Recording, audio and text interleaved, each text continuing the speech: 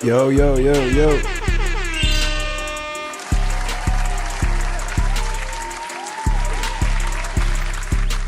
Yo, yo, yo, yo, what's good, gang?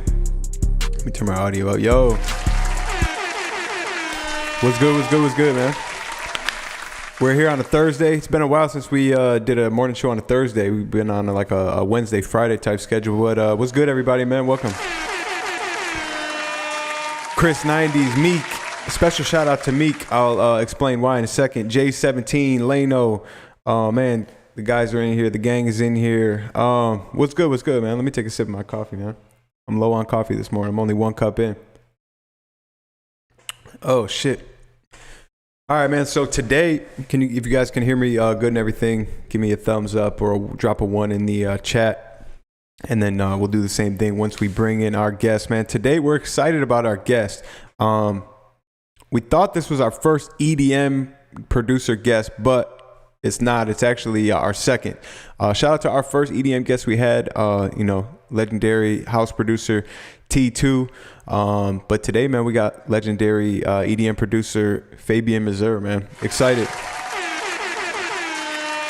So I'm not gonna lie. You guys know me. You know I'm really out the loop in EDM. I'm out the loop in a lot of stuff. You know what I mean? Especially EDM though. But luckily we got guys on the team like Meek. Guys on the team like Meek that really are really tapped in with the scene. Really tapped in with the EDM culture and the remix and trap. I don't even know what it's called. I wouldn't even, you know what I mean? Like that's how untapped in I am. But shout out to Meek. So Meek came to us. He's like, yo, bro, I got a dope guest for the morning show. And he's like, Fabian Mazur. And I'm not gonna lie, I'm like, Fabian Mazur, who's that?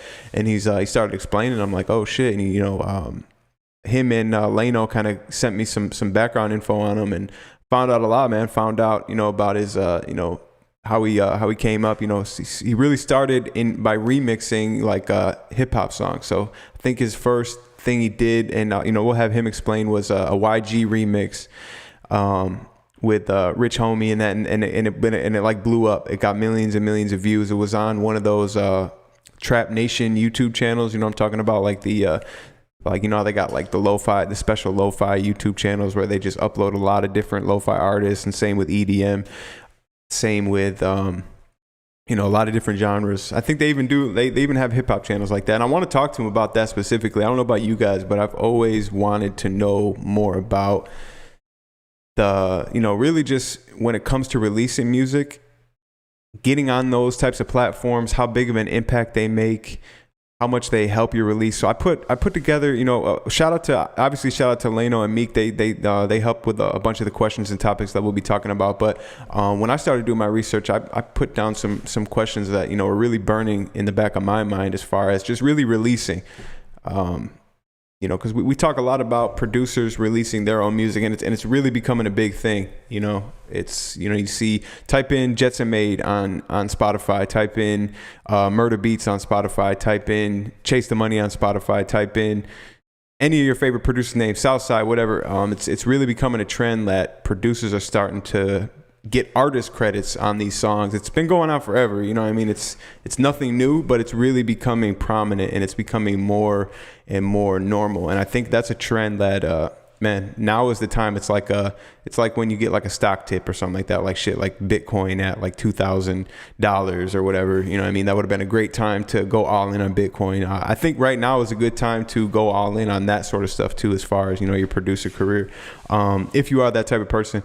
I know I'm talking a lot, but I am really excited about this guest. I want to show you some stuff. So just to give you some background here. So this is his Spotify, and this is what really, really caught me. I was like, oh shoot, 745,000 monthly listeners. That's no joke.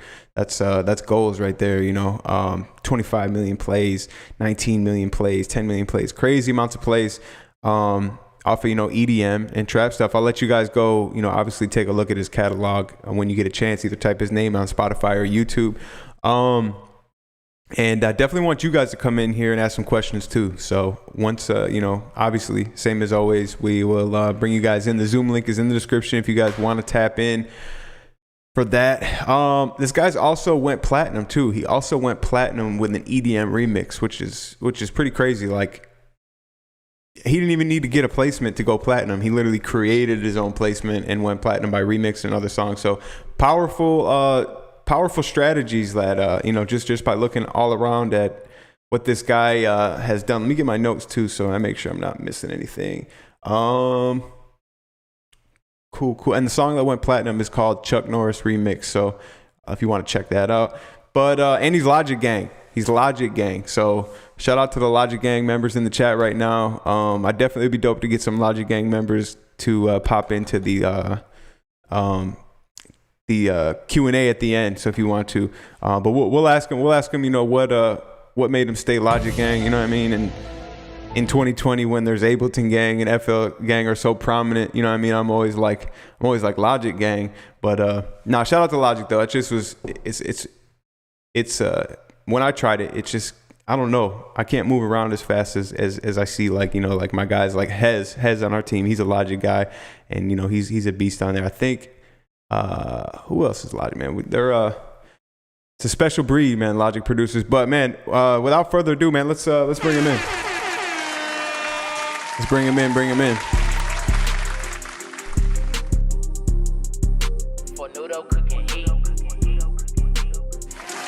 Let me share my audio with him. Yo, what's going on? Do you hear me? Yes, sir. What's going on, bro? Let me real quick share the sound effects with you. All right, let me see. Let me get on screen mode. I think we're good. What's good, bro? Yep. What's going on, man? How's it going over there? It's going really well, man. Where are you right now? Are you still in Denmark or? Yeah, I'm in Copenhagen, Denmark. So it's 4 p.m. here. 4 p.m. Yes, sir. Damn. Okay, man. You sound like you're from the United States. I'm not gonna lie. Just from checking out your content and stuff. Yeah, my mom's from New York, so.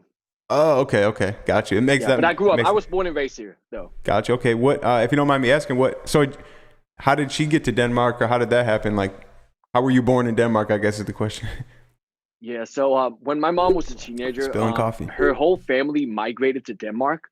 So everyone moved here, and then everyone moved back again. But my mom stayed in Denmark.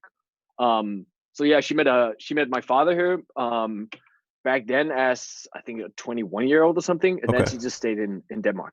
Okay, gotcha. That's cool, man. So what's it like? What was it like growing up in Denmark? Where is Denmark? Honestly, too? I've heard of it, but I couldn't point it out on a map. I wouldn't even lie to you.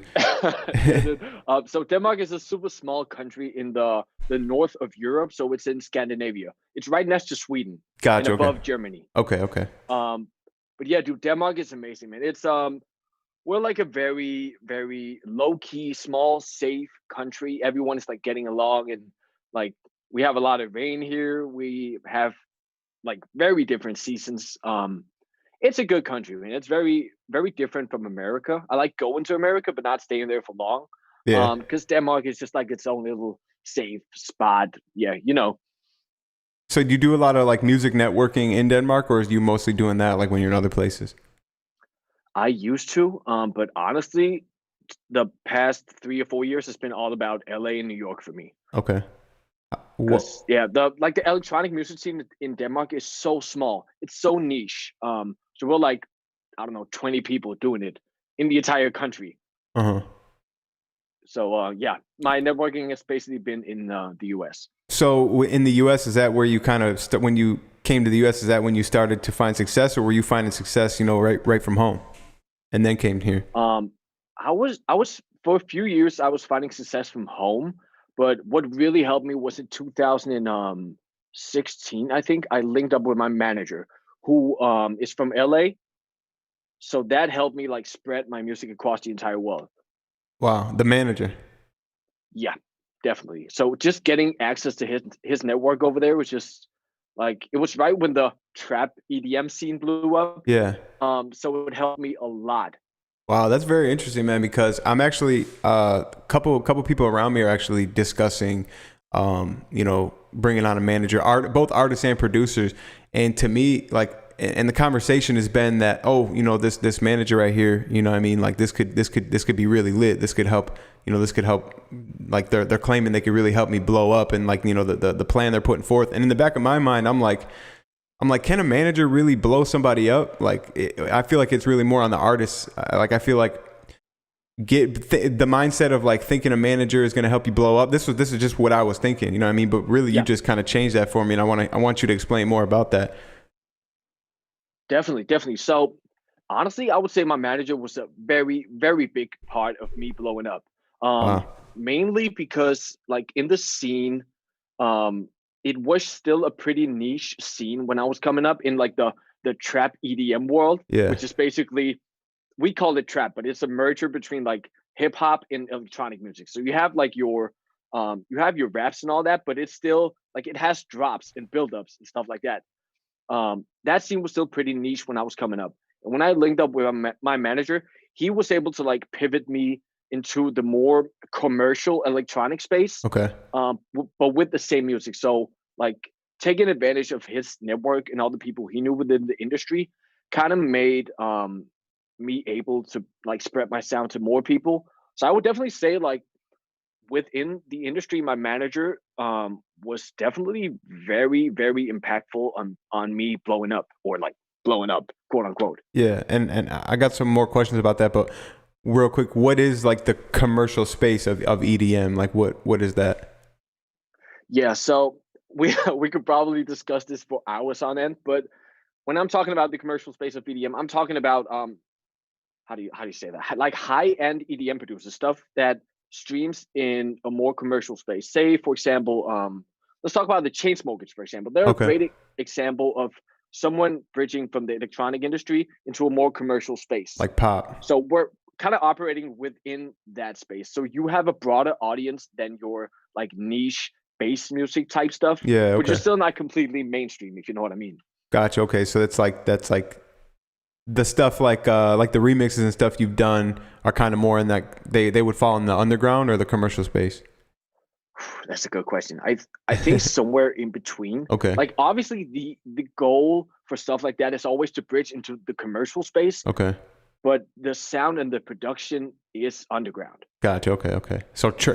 trap EDM is technically like underground.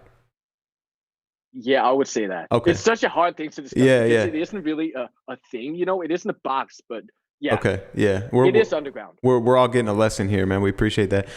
So Of course. so back to the manager discussion. What was your career looking like? Like, what were your numbers looking like? But when when it came time to vet this manager. Yeah. So this was in 2016, I think. I had in the previous years working up to that, I had just like giving up everything just to work on music full time. And I was the only thing the only reason I was able to make a living off my career was because I was DJing in nightclubs here Okay. in Copenhagen, or in Denmark actually. Um so I was making an income off the DJ career, but the entire day, every day, I was just producing. And I did have some success. I did actually make the platinum record in like 2013 or something. So it was pretty early on actually. Um, and then like from there I had a few tracks get like 1 million streams or something on like YouTube channels and SoundCloud, because that was where the scene was at back then. Yeah, okay. Up until I think 2016 17, the entire like underground EDM scene was operating on YouTube channels and SoundCloud. um so that was where my main audience was, and that was also where my manager found me. Oh, so he discovered you. Okay. Yeah, he discovered me. He sent me an email like, "Yo, dude, I like your stuff. I saw this song. It blew up on the Trap Nation YouTube channel." Yeah, yeah, yeah. I had a few Skype calls with him, and we linked up. Really dope, really dope. So shit, man, that it's crazy because one of the questions, and so we'll backtrack a little, talking about these channels like the Trap Nation, Trap and Bass, Trap Music, HGTV. Yep. How did you get your music on those channels back at that point before you really had anything going on?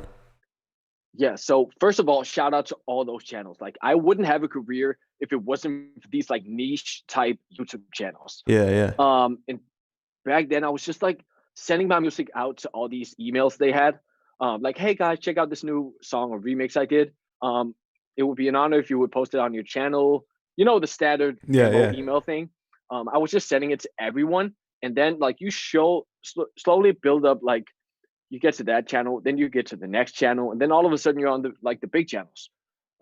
Did you have to pay or they just picked it nope, up? not back. That was like, this was 2000, 14, 15, 16. This was way before the whole paying for playlisting and Yeah, all that. yeah. It was the good times of underground music back then. Yeah, they were kind of like on the cutting edge, really, like of playlists, these channels. You know what I mean? Because it was really like, it was before Spotify and all that. Yeah, definitely. And now all of them has like grown into huge labels like Trap Nation, and you have the Trap Cities and all that.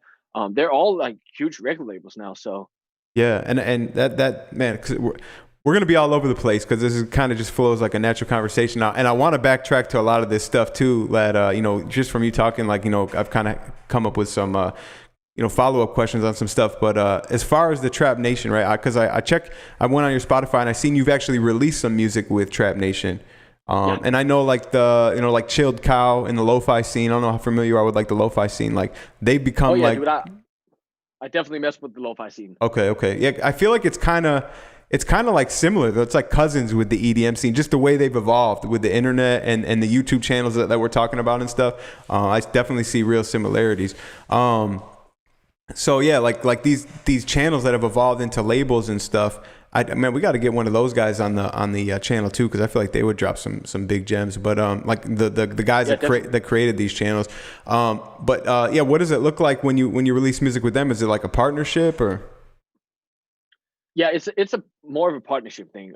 Now they've like grown into like full-fledged labels, but like usually it's a partnership thing. So they will release a track through their label distributor thing, and then they'll post the track up on their YouTube channels as well. Which is obviously super beneficial because like their average songs get like a couple million views there. Yeah. So yeah, they're like an entire network now. So all these like YouTube channels that started with just from a YouTube channel, they now have like several playlists, several channels. Yeah. They got power. And like several outlets for your song. So the reach is incredible. Yeah, they got power. I mean, it's genius that they evolved into labels. It makes so much sense. Because they got everything. They got the fan base, they got the distribution, they got the relationships. Is crazy. So do you have to sign with these guys to release for them, or is it like on a project basis? Yeah, you do not have to sign like your entire catalog over to them or anything. Like they sign tracks just like per track basis. Yeah. So it operates like a regular record label, I would say. Gotcha. Okay. So and a track per track basis, obviously, I would assume they're taking some equity. They would have to. Otherwise it's not a business, right? Equity in the usually, song. Usually their business models with these like YouTube channel label type stuff is that they would make the income off the YouTube, and then everything else is like a regular deal. So what if you claim the music on Content ID though, or yeah, you're not allowed to? They would have you remove that claim for the Gotcha. track Okay. to still be uploaded. That's kind of the deal. You use a lot of revenue that way, but still, like, I think the reach is worth it. But obviously, some people will say it isn't. But and I think, to be honest, that sounds like a really fair deal. They're not taking any equity on the master side. They're just like, yeah, we just want the YouTube money. And they got the fan base, so it's like, okay, that you run up 3 million. How many of those people are running to Spotify because they're like, oh, you know what, I want to listen to this in the gym. I'm going to add this to my Spotify, my Apple Music. So it's like, that's a sweet deal, man. Exactly. They should. I feel like they should be taking some equity in the master, to be honest, because they're blowing people up that way too. Yeah, exactly. They do that sometimes as well. Okay. Yeah, that makes sense. But still, like, if I know, like, a lot of regular like label management type people would say that, hey, you're giving away something you shouldn't give away. We shouldn't sign this track to this label because of that. Okay. But I definitely feel like it's worth it. It helped me grow my music, my audience so much. Yeah. Now, how do you feel about that? Like, leveraging equity in your music, especially in the beginning. Like, obviously, you know, you want to bet on yourself. I've been talking about this a lot lately. Like, you know, you want to bet on yourself. You know, you want to bet on the long term. You don't want to sign over your entire everything. You know what I mean, for the short term cash, unless you have a completely different strategy. You're not going for long term. But yeah, talk about that. Talk about like sacrificing some equity in the beginning to kind of get the ball moving. Yeah, this is something I've been really focused on in the past year. Just to track back a few years here, when I was coming up in like the EDM scene, I was basically doing what a lot of us are doing and just releases on every single label. I was targeting everyone, sending out demos to every label, and just the one who bites first, you get the track. So I was releasing on like your major EDM labels like Spinnin', Dimmock, you have your Amada, you have your Musical Freedom, you have your whatever, all these labels. And these are traditional labels. They're not like the YouTube labels. Yeah, these are big traditional labels that came on in like the 90s, 2000s Okay. with the whole dance music revolution thing. Yeah. So they're like traditional labels. And like usually they will take your master and all that, of course, Yeah. when you sign the track over. And I've been doing that for like a couple years, and I think it was really worth it because these labels have like huge audiences, huge fan bases. And if you're able to grab some of those for yourself, it's worth it. But in the past few years, especially in the past year, I've done this thing where I release my music through a distributor because I've now built like a certain fan base and a certain audience on these platforms. Mm-hmm. So it was a big focus for me to to own my own music and my rights. So I've been releasing through Cobalt, through AWOL. Okay, yeah. So I own the masters myself. Say for example, I release a track and you have a commercial sync thing coming in. They want your track in a whatever Nike commercial, for example. It's so easy when you own the track yourself to just go, yeah, you got it, all yours. I'll sign right away. And that I've been having so many complications with labels and stuff like that in the past that this is just so much easier. But yeah, to answer your question, I think it's definitely worth sacrificing some equity, especially when you're on the come up. And in these weird streaming times now, I definitely think it's worth sacrificing your equity to gain a bigger audience. And where would you sacrifice that? Would you sacrifice that with a distributor, with a playlister, one of these YouTube labels, a traditional label? Like, what's the best play? What's the best return right now? That's a very hard question, man.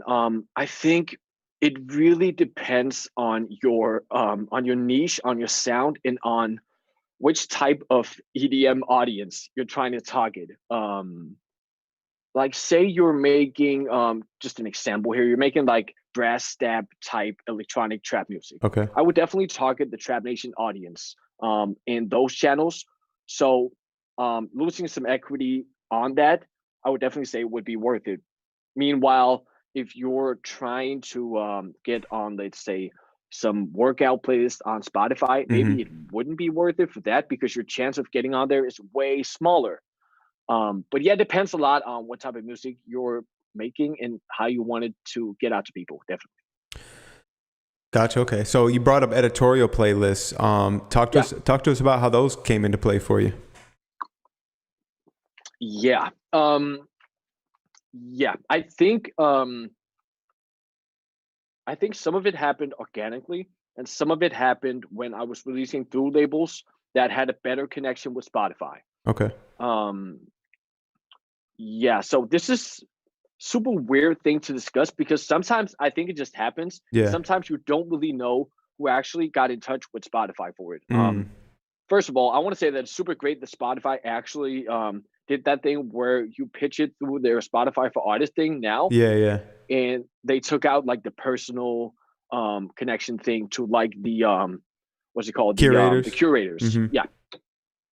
But yeah, I think I've been having a lot of luck with the editorial playlist. I've been getting on a lot of like workout playlists and I noticed. Yeah, trap music playlist and electronic music playlist. Hence why my Spotify numbers are like 700 something monthly.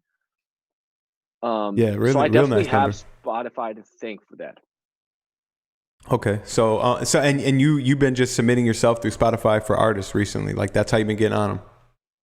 Yeah. Wow. I have. Now obviously your name holds weight.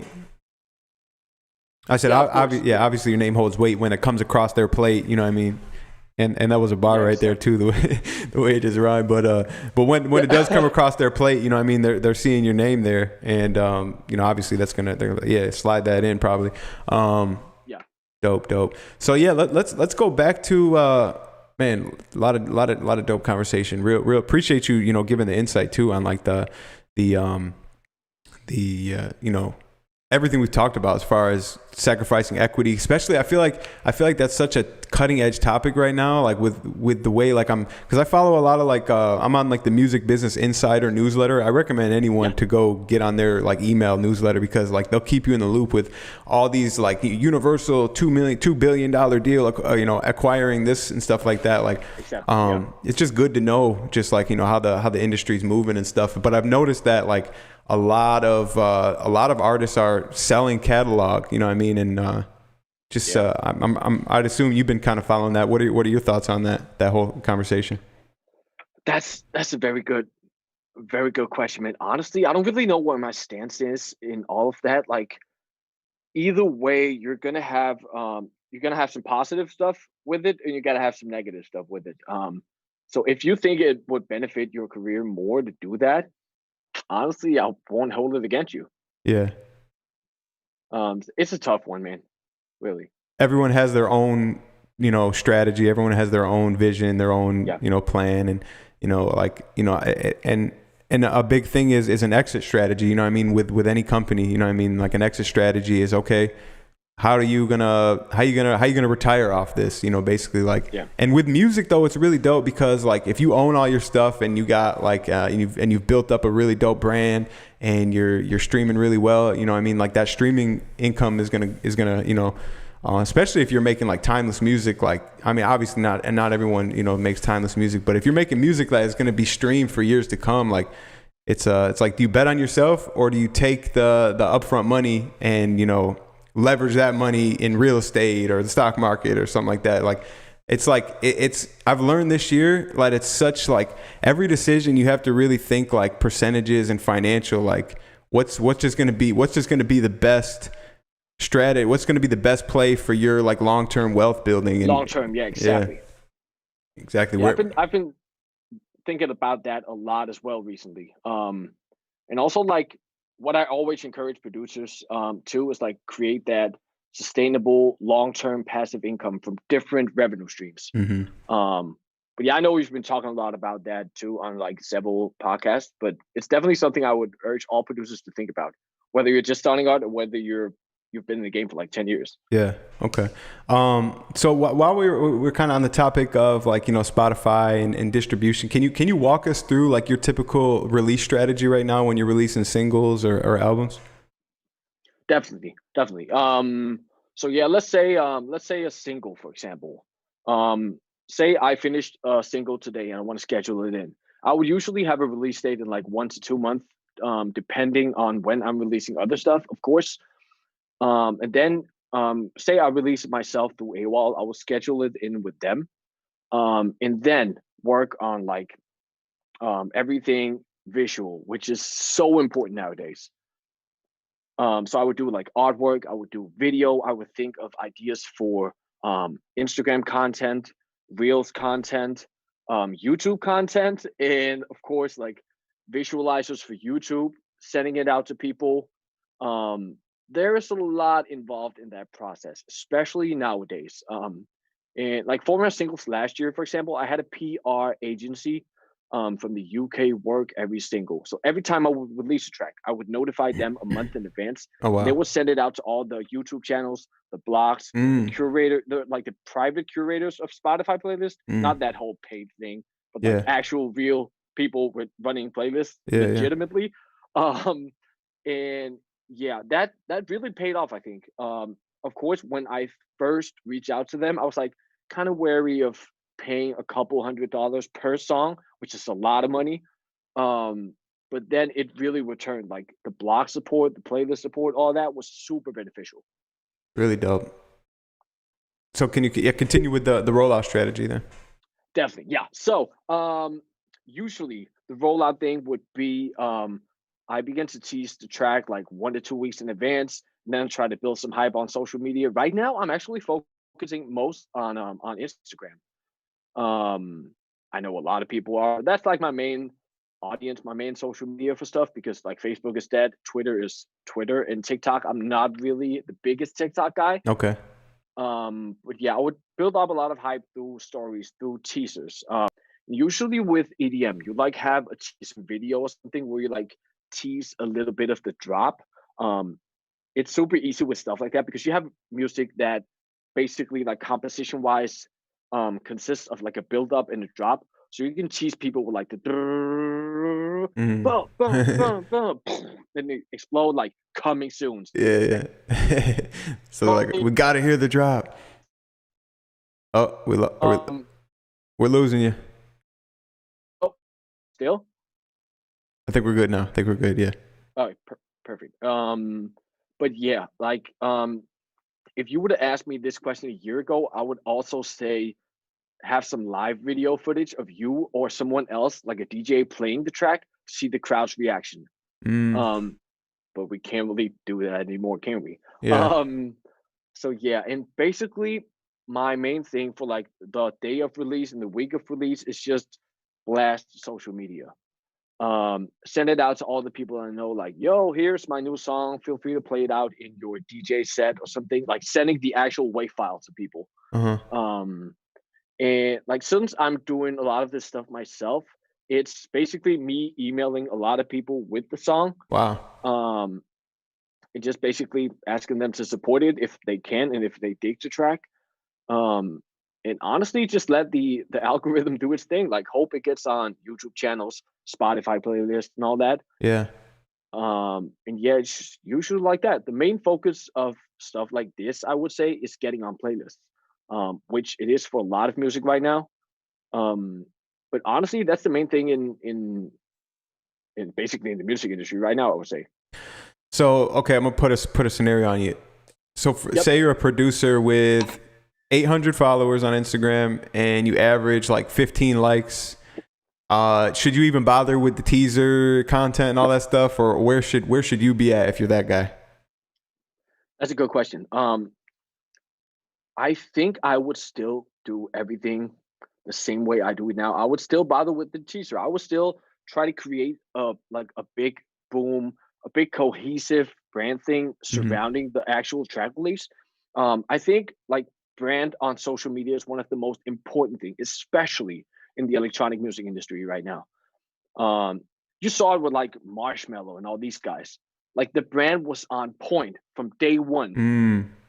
and that's just like when you create a cohesive brand like that. Obviously, the Marshmello brand is a bit more like child friendly and all that, but still, like when you create a cohesiveness and like everything is like tight to a T on social media and that, it just creates the illusion that you know what you're doing and you want to follow that guy.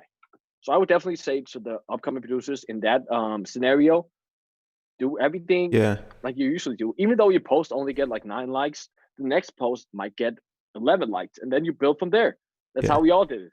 I like that. I like that, and I like that for two reasons. I like it because perception, make it look big, make it look good, make it look professional. Like, hold on, what's going on here? Like, you know what I mean? Like for the people that are tuned in, because even you're getting 23 likes. Like there's some people in your life or who are aware of you and are tuned in. So it's like you want to put on a show for them. You know what I mean? You want to entertain them and show them like the growth and movement. And then two, like you said, building a brand. And I think like if you're starting from scratch and you don't really have experience in brand building, you've never built a brand, like you probably watched some Gary Vee, but you know what I mean, you're kind of at square one. You're not just gonna most people aren't just going to be able to just create an amazing brand from like, you know, snapping their fingers. So you gotta get in the mud. You got to start practicing. You got to start trying stuff. And you know, because you're only going to get better with time, as far as that time and you know, research and stuff. So you might as well start, like you said, from day one, and just, you know, just keep trying to get better and better at your branding as well as you know, the music. Exactly. Good point, dude. Good point. A good example of this actually is back in, I think it was 2000, I don't know, 14, 15 something. I was making a remix of DJ Mustard. He had that song with YG in Which Homie Quan, Yeah, My yeah. Hitter. And then like I remixed it that was back when like the whole twerk EDM thing was hitting, like 100 BPM, very up tempo, claps like that. Um, and I did a remix and I sent it out to every possible SoundCloud, YouTube channel, everyone. I even sent it to Mustard and all that, like just on a regular email thing I found online. And then all of a sudden, these channels started supporting it, and it just grew from there. Um, and like sometimes it just happens organically. That's what I'm trying to say. If you just stay persistent with Oh, yo, stuff, yo. it's it reached like We lost you. We lost you. If you just stay persistent. Got you. You hear me now? Yeah, I can hear you now. Yeah. I don't know if it's you. I think it's All me. right. I think it might be me, to be honest. My connection has been kind of weird lately. All good. Yeah, I'm not even on my Wi-Fi here because it's so unstable. Okay. Anyway, what I was trying to say with that was that remix just grew organically from there. And then it just happened. Like it got on the Trap Nation channel. All of a sudden it reached like 1 million views or something. And then I saw like a Mustard promo tour video or something. And I remember he used the actual remix in the video. And it just happened like organically. And that was such a big moment of growth for me because I was now able to show people that, yo, Mustard actually liked the remix and he used it in his video. That's fine. So that's basically just to tell all producers out there that even though you're sending out your stuff to like 1,000 people and labels and channels and all that, it might not happen at first, but all of a sudden it's going to grow to that little channel, the next channel, the next channel, the next DJ, whatever, and that is just going to grow bigger. Yeah. And we're talking about like how long has your timeline been, just to give someone perspective. Yeah, I started producing when I was, I don't know, a teenager, but it didn't go professionally for me until I think it would have been 2013. So I was 23 back then. I just turned 30. And how many years in were you when you first started to get some payoff? I had been messing around with production for, I would say, like five years seriously. Okay. Something like that. 5 years serious, yeah. And then probably a couple years before that, like messing around. Yeah, of course. Like we've all been on the hip hop EJ and Sony Acid Pro and all that. I was messing around with that before. Well, yeah, I mean, shit. So you guys heard it. You know what I mean? It wasn't overnight for this guy. You know what I mean? 5 years. 5 years of long goals. Once he decided to go serious, it was 5 years. And I feel like that's pretty quick. I feel like 5 years is pretty quick. You know what I mean? In the grand scheme of things. It definitely is. In the grand scheme of things. So what drew you to Logic? Because I feel like when I think of EDM, I think of Ableton. Ableton, yeah. Oh my God. I always get this question. So my mom and dad are both musicians. Oh, that's dope. And they're like jazz musicians, world stuff. And we've always been like Macintosh people in the family. Okay, yeah.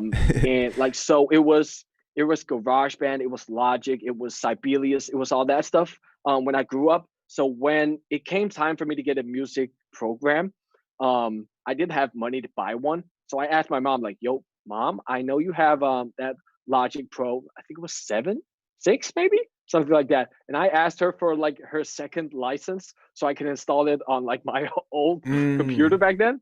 And I got it. Gotcha. Because she was using it for her music purposes. Gotcha. Exactly, okay. Yeah. And ever since that, I've been Logic gang. Damn, Mom put you on with the shared license. Let's go. Yep.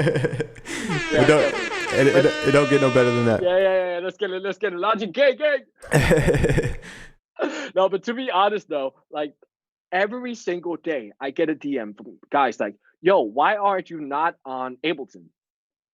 And because I've had people know, like if they follow me, I have a lot of like problems with Logic. Okay. But I just love Logic, man. It's super easy for me to do everything. I do a lot of vocal tracking. It's so easy in Logic. However, that new like Ableton 11, I might try it out. It looks insane. So you haven't even dabbled with Ableton really yet? Nope. Okay. And what are the problems with Logic? I'd love to hear those. Yeah. So there are a lot, but to begin with, the main problem with Logic is CPU efficiency. It crashes a lot. Okay. Especially when you're doing like big electronic projects where you have like 150 tracks of like Serum synthesizers with OTT on it and all that. And the other problem is the accuracy of the automation. It sucks. So when you want to say you have like an LFO type synth, you want to have it glide like from an quarter note to an eighth note. It's not going to be precise. You're going to spend like 30 minutes just to get like a correct. Oh wow! And that's probably something you could probably do real quick in Ableton, huh? I don't know. I've opened Ableton and then closed it. That's pretty much my experience with Ableton. Wait, what are you on? FL. I fuck with FL mostly. Yeah. Of course, Yeah. FL is dope too, though. And That the visual, like the sampler thing, I love that. yeah. Yeah. FL is lit, man. And I feel like it's probably like the same with you. Like you just like you're so used to Logic that the energy and the time that you would have to put in to learn Ableton, it's like damn, it's like how far is that going to set you back? Like, is it going to be worth it? Like, you know what I mean? And it's a big leap. Yeah, honestly, man, I'm such a comfort zone guy. Like, I know I would learn Ableton in a couple of weeks probably, but just like the thought of spending all that time just to learn something new that's quite similar to Logic. I don't know, man. It's kind of like, say you know Spanish, the language, and you want to learn Italian. It's gonna be difficult for you either Yeah. way. Right. It's Yeah, I kind of view it like that. I'm such a comfort zone person, and I'll probably stay in Logic for forever. I hear you, man. So when your record went platinum, you said that was in 2013 before you had a manager or anything. Did that just happen organically as well? Yeah. So this was in 2013, the platinum record thing. And it's a funny story because I was club DJing with a guy called Andreas, and he had this single coming out called Chuck Norris, I think. Yeah. Like a house type thing. And this was in the era of everything becoming trap, like Flosterdamus and Major Lazer was blowing up, and everything was just like 120 BPM, but with like half tempo trap hip hop drums. This was like the birth of the trap EDM scene. Okay. I know for a lot of you guys listening who are not into EDM, it's super weird to talk about, but it's like a merger between hip hop and EDM. And I basically did a remix of his track. I didn't get the stems or anything. I just took the original. I low cutted it like 150 hertz or something, and I added like hip hop drums underneath it. And then I sent the remix to Andreas. He was like, "Yo, this is super cool. Here's the stems. Please make the remix like official. We want to sign in all that." And I was like crazy back then. Like I hadn't been producing for that long professionally, so it was a really big deal to me. And then what happened was my track released with the original on like an EP thing. So the platinum record is actually for the entire EP, meaning that my track was not the one that streamed like, I don't know, 3 million something. Gotcha. Okay. So it was the entire EP that went platinum. However, back then they were making the platinum certificates say that it was just my release that was platinum. AKA, I have a platinum record from 2013, and I can call myself a platinum certified producer. Yeah. However, it was the entire EP that was platinum. Gotcha. Okay. But no one knows. Yeah, so I noticed that's a thing too, and I think this is what you're talking about with the EDM. Like they'll drop an EP and it'll be like the same song, but like 4 different remixes. Oh yeah. Yeah. Yeah. Do you know why? That's basically how I got platinum certified. Do you know why that's like the standard is like, you know, releasing like that? Yeah, I think it was the time back then, because this was in the early days of that whole scene, especially in Denmark. I think you would always release the track with a couple remixes, so the different genres of DJs has stuff to play. Like you have your 7 a.m. house techno type DJ. He had a remix for him. You had the 11 a.m. funk electronic new disco type DJ. He had a remix for him. And I think it was something like that. You try to hit everyone in the electronic scene back then. That makes sense because different clubs and different scenes are playing different vibes. Okay, that makes a lot of sense now. And this was also like pre-Spotify, pre-Apple Music, pre-editorial playlist. So it made more sense to release a bunch of tracks together. You don't see that now at all, basically. So are the scenes split up still, or it's kind of become like thrown all into one more now? That's a good question, actually. I don't know. I would say it's still split up because you have genre-dependent editorial playlists and channels. So it's definitely still split up. But I see more people collaborating across genres, which I really like. But the scene is definitely still split up. Like you have your dubstep guys over there and your trap people over there, and definitely. So amongst the fans, like they're pretty much like you kind of like your genre and you stick with it versus bouncing around and dabbling with all genres. Maybe it's a hard question. No, not really. I've been bouncing around a lot, maybe too much in to some extent, I think it's definitely hurt my brand a little bit because I've made trap music, I've made house music, I've released like more R&B, hip hop sounding records with like verse hook, so Okay. no drop. Um, and I've tried a few different routes here and there, and like it's definitely created a less cohesive brand for me as Fabian Mazur. Um, but I've been dabbling in genres which I like. I don't think you should be bound by just fitting into one box and just staying there. Um, but yeah, it's definitely a struggle, especially in the music industry nowadays, because like they want you to fit into that box. They want you to release the same sounding music so they can put you on the same playlist and Mm, stuff like that. So that's definitely a thing. Definitely. makes a lot of sense. So what where are you at as far as with your upcoming music releases? Like what are you really focused on, and what is the next year to 3 years of your releases look like? Yeah. So first of all, for all electronic EDM people, I pray that, or basically for the whole music industry, I pray that the festivals, the concerts, the live shows are coming back. Right. Especially for my type of music, because like I make my music here for live shows. Like I try to build an energy that will work when performing it. So that's my main thing. Definitely hoping the festivals are coming back. In terms of my music, I'm working on an EP right now. And I just want like I want to keep my identity and my sound, but try to reach a broader audience. And this is, I think this is the answer you would get from any EDM producer out there. Um, we want to try to keep the identity. We want to try to keep the sound design things we do and what creates our sound. And then we want to take it to a broader audience. So we want to do like the Calvin Harris's, the Marshmallows, all that, and take the underground sound, maybe put a feature on or something, and then bridge into the commercial space with a broad audience. Okay. That's basically the goal for me in the past next few years. Really dope, man. And we got to also talk about, man, you got some of the biggest biggest downloaded, I don't know how to word it, sample packs and resources on Splice through your sample pack label Elixir. Can you talk to us about that? Yes, sir. So let me just backtrack a little bit because before Elixir, when I was coming up as an artist, I was contacted by this Australian sample pack label called Sennheiser, not the headphone company. Okay, yeah. And they I was like, they asked damn. me to do like two signature sample packs called Trap Attack. Called what? Trap Attack. Okay.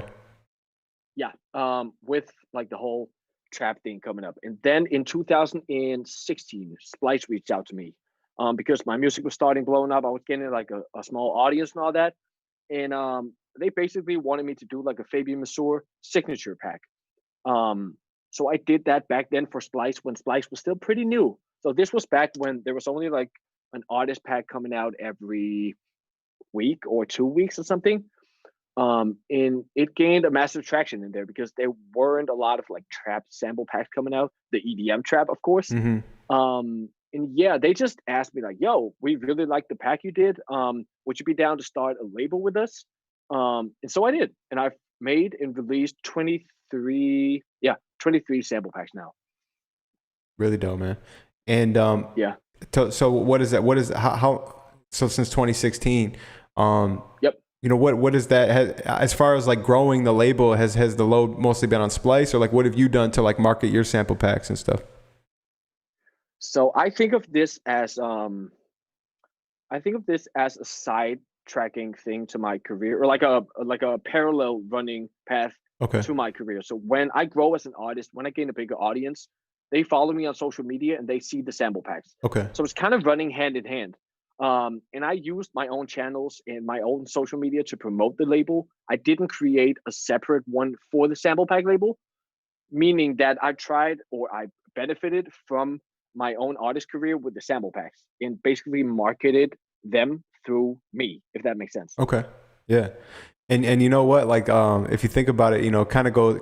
I love how you said like they go hand in hand. They're side by side. Like your music grows, more people are interested in buying your sample packs because they're like, okay, he's doing really well with music. He's doing something right here. Let me check out his loops and his sounds and tap in. I think that's really dope conversation going, and we can tie that back into leveraging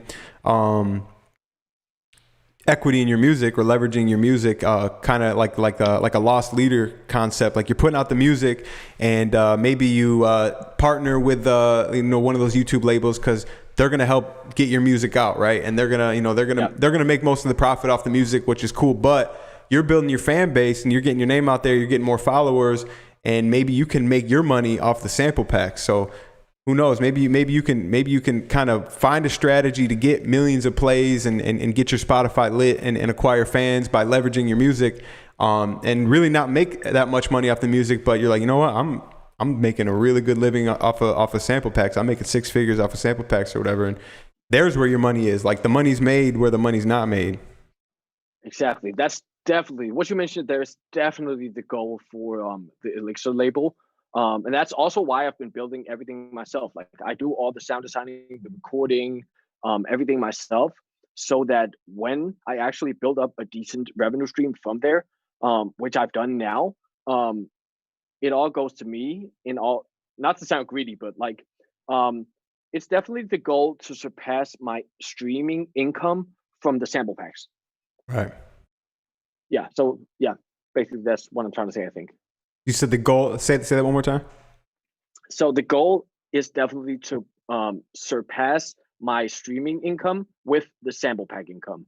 Gotcha. Okay. So you want to say in like 5 years, I want to earn more from sample packs than I do from streaming. Oh, wow. Okay. Very interesting. Very interesting. I guess I would follow up with how come, what your that's strategy. Yeah. So I think also from a longevity perspective, it's quote unquote easier for me to sound design and be creative in that realm than it is for me to like invent the wheel every time I try to produce. And honestly, I'm not sure I'll be able to keep up the high number of streams.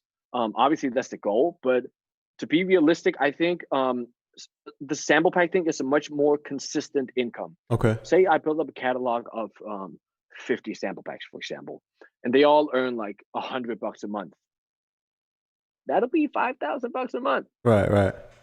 And if you could, of course, the curves and all that, it's obviously going to go down throughout the years. You're not going to sell your first sample packs in like 30 years, but yeah, the goal is definitely to create a consistent income from the sample packs, which I've built up over the past few years. So now the sample packs are earning as much as the music, which has taken a lot of years and a lot of sample packs, obviously. But yeah, that's definitely the goal to get there. 100%, man. Hey, man, gems right here, man. You guys are hearing it. Cool, man. Let me see. We want to definitely, you guys can definitely start tapping in to the Zoom for some live Q&A. Definitely want to bring some of you guys in here. Meek, man, you got to jump in here, man. I know you got some questions for bro.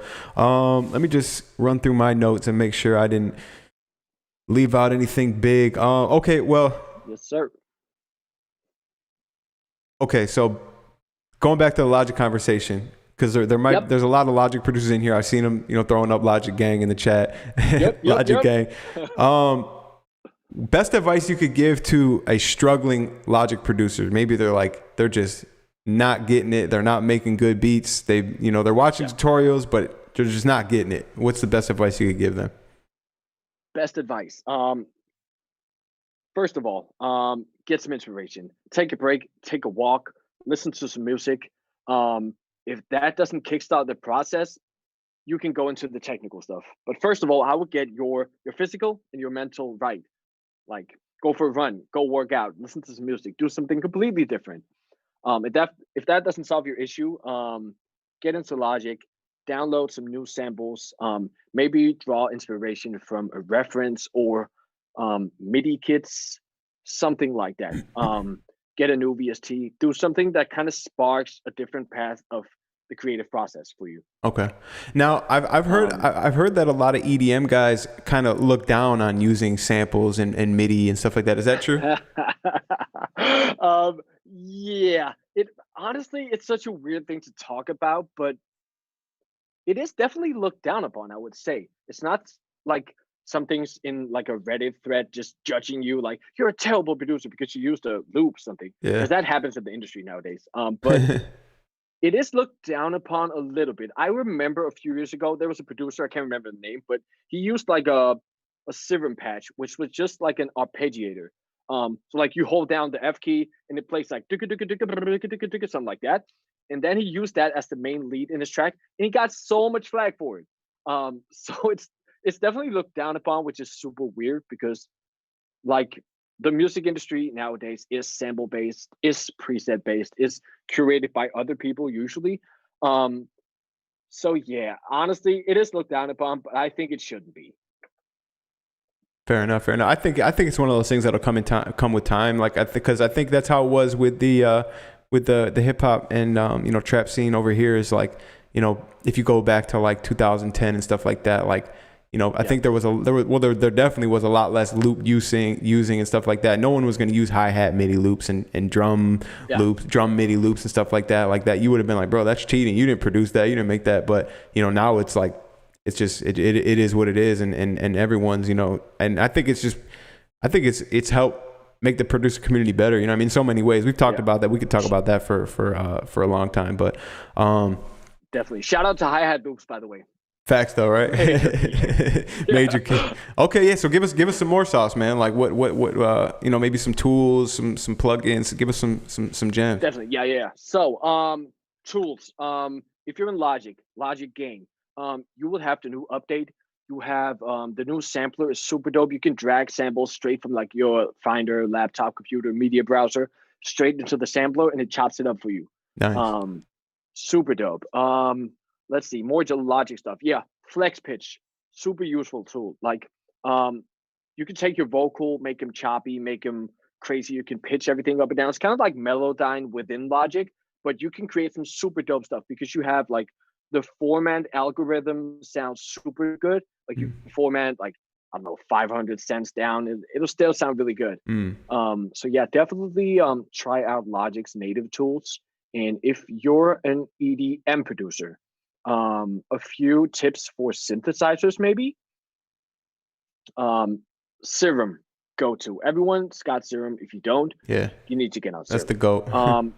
Yeah. Kilo Hearts did a super dope plugin called Faceplant. They recently updated it. So if you're on the subscription bundle or if you buy the plugin, you get I think it's 5 or 6 free sound bank presets. I know Kill the Noise did some. You have some super dope like funk, bass, drum and bass, dubstep type sounds in there that you get for free with the Faceplant plugin. Definitely check that out. That plugin is major gold. Super dope. And what about on the effects side? Yeah, effects side. Is RCT, of course. Is RC20 big in EDM or no? Not really. RC20 is big for like atmospheric stuff. I use it a lot, but I also do something else in EDM. I do like soul and hip hop beats and all that. I use RC20 all the time. Okay. But RC20 is big for like atmospheric stuff in EDM. I don't know if I would recommend it to an EDM producer as a must-have. I think I would definitely go for stuff like OTT first. I would go for stuff like FabFilter Pro Q3. Yeah. I would go for stuff like let's see, what do I use every day? Wait a minute. Let me think. Oh, the challenge strip is right there. I would go for stuff like Soothe to tame your vocals and your harsh leads if you do a lot of sound design. And definitely get a good distortion like HC2 Black Box. You could go for FabFilter Saturn is really good. Actually, a low-key underrated plugin for distortion in electronic music is Infected Mushroom. They have this company called Polyverse. And they did a plugin for Waves a few years back called Infected Mushroom Pusher. I think it's always like on sale for $29. It's actually really dope. It's Affected Mushroom, you said? Yeah, Infected Mushroom. They're like a trance type producer duo. Yeah. They did a super dope plugin for Waves. I think it's called Pusher. Okay. What's OTT? I've heard you mention that a few times. Yeah, OTT is I think it actually originated from like an Ableton rack. Okay. But it's basically like a downwards compressor. So essentially how I'm gonna explain OTT is I think the plugin is free actually, but it'll like compress everything down so tight, and then you just dial in a few percent, like on your lead, on your vocal, on your track, something, and it'll just make everything sound more compact. It's a tool that every electronic producer use on their leads. I even use it on vocals sometimes, Okay. just to get everything like a little bit more aggressive sounding in your face. It's basically like a parallel compression type thing. Well, and then what could you use that on in like, you know, hip hop and you know, just regular trap? Yeah. So for example, for regular trap, you could say you OTT your snare, for example, something like that. You could also OTT like your whole drum bus. You could OTT your vocals. Um, Definitely try it out to get it. It'll create a very interesting sound design. I know Skrillex, for example, he uses OTT on a lot of his stuff. Also, the hip hop productions. That's what Leno just said. He said Skrillex uses it on everything. He said he Yeah. Oh, yeah. Exactly. every every track, I guess. OTT. I'm gonna definitely have to check it out and learn some more. Definitely. Yeah. Yeah, I could keep on going with plugins, but I saw Leno just mentioning soft clipping. Yeah. Definitely look into clipping. K clip from Kazrock is dope. Standard clip, classic. I use that still. Yeah, just clipping is super a super useful tool for when you're doing electronic music and you want everything like loud and punchy. Yeah, definitely look into clipping. Okay. 100%, man. Appreciate the gems. All right, let's bring in some guys for Q&A. We got Meek in here, man. Shout out to Meek. Meek is the one that Meek's the reason, man. We're sitting down here with Fabian today. Yeah, shout out Meek. He sent me some super dope tracks today, by the way. Yeah, Meek is a beast, bro. Meek is a monster with the EDM, bro. I wouldn't even lie to you. Yo, this is crazy right now. This is absolutely my guy. What's up, Fabian? Yo, very nice to meet you, sir. Fucking excellent. What's up, Dylan? How you feeling, bro? What's good, gang? I'm good, bro. You? Yo, good, dude. This has been awesome. This is like a dream right now. This is literally a dream manifesting into reality. Super dope, Fabian. Been a fan of yours for a long time, man, and it's so awesome to have an EDM trap producer on, which is where I discovered trap. You know what I'm saying? Like before hip hop and everything, I was into that. I was into EDM trap, and I was into you. I was into your remixes and shit like that. So it's definitely awesome to finally talk. God, first of all, elaborating too on the whole EDM producers bagging on people using samples and stuff. Yeah. It is the workflow thing, you know, like EDM workflow really is more sound design based. Like maybe like you're creating your own kick drum a lot of the time, or you're like layering 5 or 6 snares to make one really cool snare and then throw OTT on it and then see what happens, you know? So every day, man. Yeah, no, I feel like it comes down to just really workflow. And TB, one of our guys talks about it too. Some producers are hypocrites, man. You know what I'm saying? Like, yeah, producers, they do something and they're like, oh, you got to do this to make it sound fire. But then they get in the DAW and they do the thing that they don't say that they do. You know, and that definitely happens a lot. So I say when it comes to the whole samples and stuff, like me, like as an EDM producer for Producergrind, I take Producergrind loops and I chop them up and I make basses out of those and I try to do, you know what I'm saying? It's really about like your approach as opposed to like, okay, how much, if I used a sample, how much did I flip this sample to really make the most out of it? So I had to re-elaborate on that, you know what I'm saying? Because I'm on both sides of the coin with like beat making and all that stuff too. So. Definitely, dude. Yep. Dude, first of all, thanks for making this happen, man. You're the reason this whole thing happened. So definitely shout out to Meek. Big facts. Yeah, dude. I think you're right about that whole thing. And it's yeah, it's a workflow of a lot of us to do sound design and stuff like that. But one thing you didn't mention is it's also the workflow for us to like browse through presets when we're trying to make drops. Right. So that's also something that we do and something that shouldn't be shamed upon, because I get DMs sometimes from people like, yo, I used the sample for the drop here. Do you think that would be okay to release? Of course it's okay to release. This is like sampling has been going on for so many years, like decades in all kinds of music. So definitely, yeah, right. I feel like the EDM community as a whole shouldn't be shaming people for using presets. Like it is what it is. It's the workflow thing. Right. But yeah, of course, sometimes we sound design from scratch. I go in by like wave tables and Serum, go through filters, outboard stuff, all that. Right. But sometimes you just want to create something and just like spark up the creative process quicker. than sitting with the yeah, starting to just with one signal flow and somehow turn into something crazy. It's definitely a process, and more tutorials coming on the way from Producergrind on that stuff from your boy. We need him. Saying? So, Sick. Fabian, I really appreciate you being on here. It's giving me so many more ideas for tutorials to give to people. And then the question that I had written down was, so you being an EDM producer, man, and if you guys haven't, make sure you guys go check out Fabian's music. It's incredible, man. Actually, your last track, Takeover, was mixed at Studio DMI, which is like right by my house. Yes. And sick.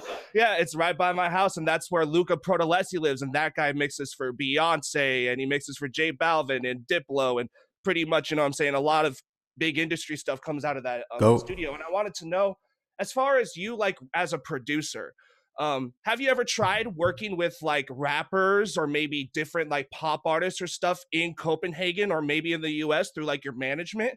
And have you tried to like more approach like maybe, I'm going to produce on this guy's record while I'm doing my own thing? Kind of like how Skrillex does for like ASAP Rocky and ASAP Ferg. Like he'll produce like a couple stuff on their record, but he's still Skrillex. Have you ever thought about reaching more into that territory and more getting into that side of the industry? Definitely. This is probably going to be a little bit of a long answer, but I've been producing like hip hop, R&B type beats on the side for like 5 years or something. And I actually, a few years ago, I signed a publishing deal with Red Bull in the US. So I've been working a lot in New York. And I didn't even know Red Bull was in publishing. Red Bull Music. Not to cut you off. I didn't know they were in pub though. Like I thought, but not to cut you off, bro. Go ahead, please. Yeah, of course. They got a Red Bull songwriters department. Okay, dope. Yeah, I signed with them, and I produced for a lot of people. I produced for Kelly Rowland. I produced for a lot of their upcoming talent. And just worked a lot with their team. So I actually, if you go on Spotify, you type in "produced by Fabian Mazur," there's a playlist with all the stuff I produced. Oh well, shit. Fuck. Yeah. No, I gotta check that. I definitely have been producing a lot on the side for other people. Of course, a lot of the stuff never comes out because, here's a demo and they have it laying at the label and then it never gets cut. But I think I have like 15, 20 tracks out now that I produced. So, Ben, then to trail off of that, what keeps you creating electronic music? What keeps you making rave live culture music? What keeps you driving towards that genre? Because to me, EDM, I come in here as an EDM producer.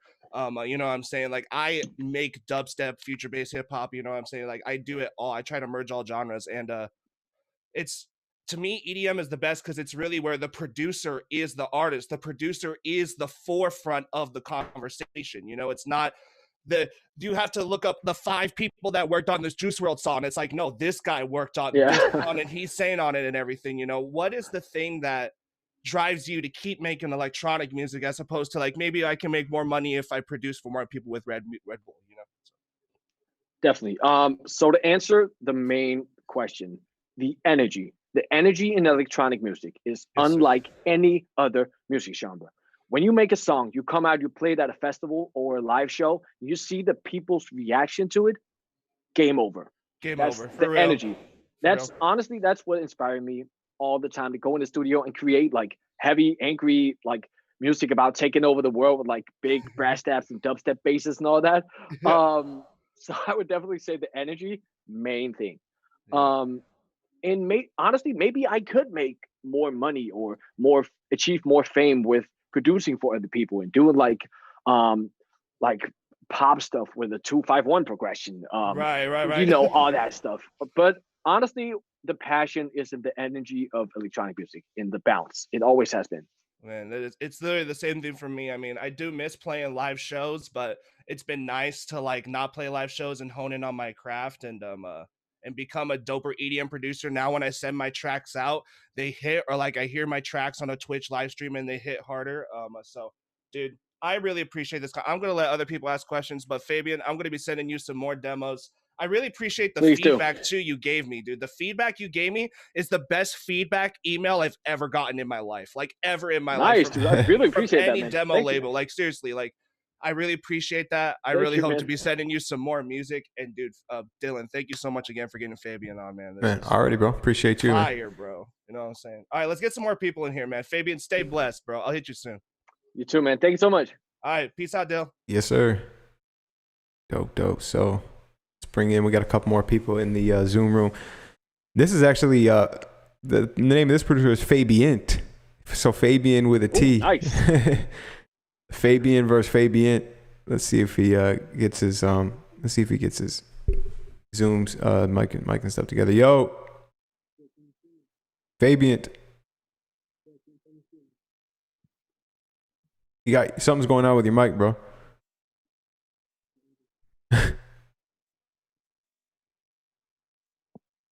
All right, we're gonna bring in someone else. Let's see. We'll give him a chance to get his act together. Evan Towns. Let's see. Yo. Evan Towns, what's good, bro? What's good, bro? What's good? Fabian didn't have a question. I got a question to ask, but if he does, I want to let him go first. Nah, he's still getting his stuff together. So go ahead. All right, so I ain't gonna take up too much time, but I have a question for Fabian. What would you say is the best platform to release sample packs on? As a producer, I've been wanting to get into selling sample packs and things of the sort. So I was wondering if you had any advice on that. Definitely. So my answer to that would depend on your level of brand and your level of audience and following, I would say. Because say you already have a following, you have a bigger option of getting into like a major platform. But also, you also have a bigger audience that you're able to sell packs through independently. Say, for example, through like Selfie, whatever it's called. Yeah. And platforms like that. So it really depends on where you're trying to go with it. If you're trying to go, it's the same debate as like the whole label independent thing. Do you want to release them yourself, do all the marketing? It's going to take a lot of work from you. Or do you want to give it to a label that's going to sell it on their website, and you lose some of the cut from the sample pack? So I would definitely say it depends on what your goal is in terms of reach, who you're trying to reach with the sample pack, and how much work do you want to do yourself to the actual marketing aspect of it. Well, with me, I'm comfortable putting in a lot of work towards marketing, but I like to stay independent. I don't really see myself signing to a label. Exactly. Yeah. So what would you do for marketing? Like, what does marketing to a sample pack look like to you? Well, I don't really know. I haven't put out a sample pack yet, but I would imagine it'd be similar to marketing a track. You just switch up a few things. Yeah, definitely. It's basically the same. But yeah, marketing a sample pack is definitely hard because you got to create a brand around the actual sound of the pack and all that. But yeah, it takes a lot of work to market a sample pack, especially in the whole ad thing where you want to try to reach a bigger audience than you have existing right now. That's definitely going to be the big hurdle. That's also the big hurdle for me releasing sample packs independently. If I were to do that, would be to actually reach people besides the people that follow me on social media. Yeah. One thing I'll say too, bro, like if you're at ground zero as far as like, trying to get into selling sample packs and you don't have a brand, you don't have a fan base, the best advice I could give you just from experience is get into content creation, tutorials, build your brand that way. And that's what's going to be able to sell your samples and drum kits. More so than like, Instagram swipe up and check out my new sample pack, or, Instagram video. Like you're not going to get sales. Like I promise you might get a sale or two, but it's not like that. You gotta really build your brand. And I recommend building it through content. But you can also YouTube doesn't have to be the only platform. Like, Larry O is doing it very successfully on Instagram, just Instagram, you know what I mean? But you just got to find your platform and find a way to, educate and, create content on that platform, and put in hella time and be patient and be experimental and try to just learn as much as you can about algorithms and keywords and all that stuff and the platform that you chose. Good advice. Thank you. Most definitely, bro. If that's all, man. Fabian, did you get it? Yeah. Can you hear me or no? Yeah, we can hear you, bro. It's all good? Yep. Yeah. All right, Evan, man. Take it easy, bro. If that was all. Yeah, that was all. Thank you, boys. All right, man. Yeah, thank you for getting me in. And I'm very surprised that there are other Fabians out here. So I never heard about you, but definitely will check your music after that. So I want to say that I already got some exposure. I'm mostly doing trap beats, and I've got and I'm heavily on melodies, sample packs.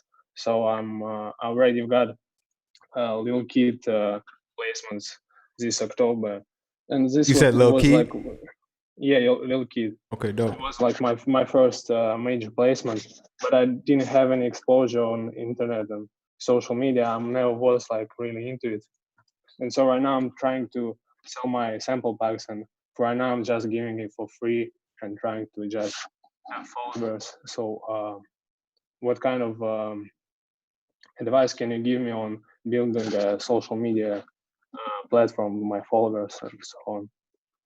Yeah. So selling packs and all that is definitely as much a thing about building brand as it is about the actual pack. So my advice to you would definitely be kind of like Dylan said right before, try to build everything around a social media. For example, you have all these guys doing it on Instagram, you have these guys doing YouTube stuff, and basically just like find your niche, find your platform, and just try to go from there. Like put some work in creating an identity on these social medias, and your sample packs are gonna come from that. If you already have a network within that, already have placements and all that, it's gonna be easier for you to build from that, I think. So yeah, the main thing for me, in terms of social media would just be to like stay consistent, build a brand, and just put the work in, man. That's definitely my main advice for that one. Yeah, I'm putting on them on YouTube and doing some previews in Instagram and so on. But did you have any? Did you buy targeting for sample packs or something like that? Because I was about to buy some Facebook targeting for, I don't know, for Instagram and so on. Do you think it's helpful? That's a very good question. I think like Facebook ads and targeting and all that is really a hit or miss thing. Sometimes it might work, and sometimes you might just be better off putting your money elsewhere. And I would definitely say that in most of the cases where I've spent a lot of money on advertising, it hasn't been worth it. But honestly, if you know your audience well, if you're good at marketing, it might work for you. But my main advice would still be to build the brand and put out, say, tutorial videos, put out like behind the sample pack videos, stuff like that, that'll grow your fan base and audience. Then I think it'll be easier for you to analyze where you should put those ad money. Yeah.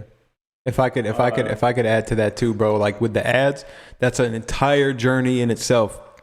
The whole just digital marketing is an entire journey in itself, and that's going to require dedication and learning and obsessing over learning how to do it, and the Facebook business manager and you know, creating your campaigns. There's so much to it. Like I've paid thousands of dollars on, you know, Facebook ads courses and stuff. And it was worth it too. It was worth it 100%. And I got like a coach that, you know, kind of helps me with Facebook ads. And that's a big journey, bro. And it's even like, there's a science to, first of all, your targeting and your audiences. There's a science to the way, the wordage that you use in your ad. There's a science to what the content of the ad is. Like, like, is it a video? Is it a picture? Like, is it you know, like you talking to the camera? Is it you know, a screen recording showing the samples? But then it all boils down to two. What is your product page look like? If you're bringing someone to just a basic product page and they can't even preview the kit, they can't even hear anything, they don't even know what it sounds like. They're just seeing a kit box with the Fabient loop pack, 26 really good samples. You know, and you know, there's so much to it, bro. So like before you go, and then even after, once you get good at it and you go down the journey of learning, there's still a lot of money to be spent, trial and error. You know what I mean? So not to discourage you, but I wouldn't just tell you to jump in it. You got to be prepared. You got to go all in. It's a whole nother area, whole science. You got to go all in. You got to go all in with anything you do. The same way, like you don't dabble in making beats, and you know what I mean, you go all in on that, and you get as good as you can be. You perfect your craft. You got to go all in on selling sample packs too. All right, thanks for that. Yeah, we'll check it for sure. How to do that. 100%. Good luck, man. We got one more. Let me bring him in here. OnlyFunk. Yes.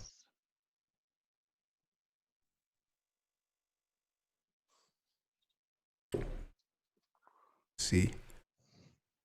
OnlyFunk, what's good, bro? Yeah, can you hear me? Hello? Yes, sir. Yes, sir. What's going on, man? Yes, sir.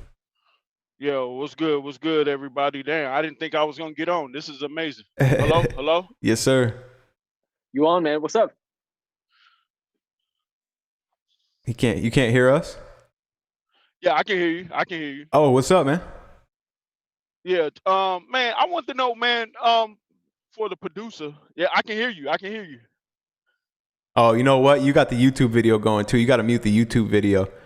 I gotta mute the YouTube video. Yeah, because you're hearing us then you're hearing the same thing like 10 seconds later right now. Hold on.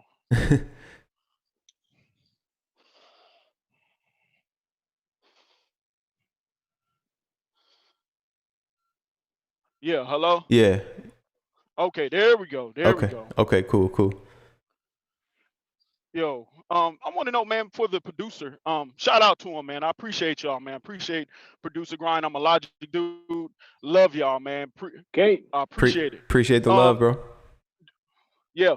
When you're about to produce a beat, do you go off of feeling or do you go off of intent? Like, do you start with, I just get in front of the computer and just start making stuff? Or do you have like an intention? Like, oh, I heard this song from Baby back from the 80s. I want to duplicate that. How do you approach that? Gotcha. Very good question. Yeah. So the creative process for me, to be honest, is always different. Say for example, this morning, I was doing sound design for some Serum preset pack, like a synthesizer preset pack. And I got inspired from making a sound there. And I was like, wait a minute, this would work very well in like an R&B type mellow track. So I started a beat from that. But other times I would have like, say I'm at the gym or I'm out walking, something like that. I would get inspiration for like a bounce or an energy. That's usually how I get inspired. So I will go from that and just go into the production with just like the cue of the energy in the track. Like say I want a heavy vocal with a Timbaland like bounce, for example. I would go in with that. So I'm much more thinking in terms of concept when I'm not sound designing as to begin with. So yeah, honestly, creative process for me, it's always different. I think that's a big gem about like how you putting yourself in the mindset of sound design and creating, like you were like you sat down, you're like, I'm just gonna create presets. But you created such a dope preset that like you had to go make something immediately. You know what I mean? I think that, you know, probably the same thing happens when you're creating samples. Like maybe you sit down, you're like, you know what, I'm making samples for this next Splice pack. You're like, wow, this is lit. I already hear the drums. I gotta finish this. Exactly. Cool, man. And I want to know, what's that one thing you really love about music? I know it's something for everybody. It's like one person may be keys, one person may be samples. What's that one thing that you just absolutely love about this? Bounce. Bounce, dude. I love a bounce. Bounce. Yeah, dude. Like listening to a track that has, you know, that energy, that bounce in the drums that are just like, you cannot not bob your head to it. Even though, like, say you're in the baddest mood, you're like pissed off at the world. When you hear that bounce in the track, drags you in. I love that, man. The energy of bounce in music is what drew me to it in the first place, and it's what keeps me there. Okay, cool. Thank you. 100%. You're welcome, man. Have a good day. Appreciate the good questions. Y'all too. Peace. Appreciate the good questions, Funk. Yeah. That man got his gems and got up out of here. All right, man. Oh, yeah. Fabian, man, we appreciate you this morning, man. Such a good conversation. Shout out to everyone that's here, tapped in. Like, let us know in the chat right now if you guys were fucking with this conversation. Let us know what some of your favorite gems were. And then after... Shout out Producergrind for having me here. Hey, I appreciate that, bro. Appreciate that, man. Thanks so much for making it happen. Right back at you, though. Shout out to you, man. Cool. So definitely, first of all, go type his name in on Google and get his Splice packs. You know, go stream him on Spotify. Follow him on Instagram. What's the IG handle? It's at Fabian Mazur, Mazur. Okay, cool. And I think we got it in this description too, if I'm correct. But yeah, man. Appreciate you again, man. Enjoy the holidays, bro, and we will tap in, bro. You too. Thank you so much for having me. Stay safe out there. Yes, sir. You too, bro. All right, thanks. Peace. Hey, gang. Cool, man. So appreciate everyone. Drop some gems, drop some ones in the chat, whatever it may be, man. Appreciate you guys. We will be here tomorrow. Tomorrow we're doing beat critiques. I gotta figure out what we're gonna give away. So tune in 10 a.m. tomorrow. Be here, man. We're gonna be giving away some stuff. I don't wanna give it away yet. I don't wanna let it be known just yet. But tune in here tomorrow morning, 10 a.m. Eastern time. It's Beat Critiques Friday, man. We need some heat, man. We only need heat. So only show up if you're sending in heat. Even if you don't know if it's heat or not, send it in.